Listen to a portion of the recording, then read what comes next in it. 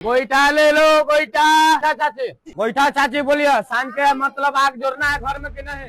চলন্ত ট্রেনের ভেতর চা কিংবা ঝালমুড়ি নয়, এবার বিক্রি হচ্ছে গরুর গোবর।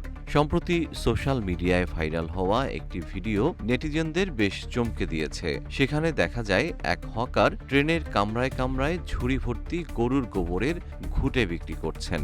ঘটনাটি ঘটেছে ভারতে।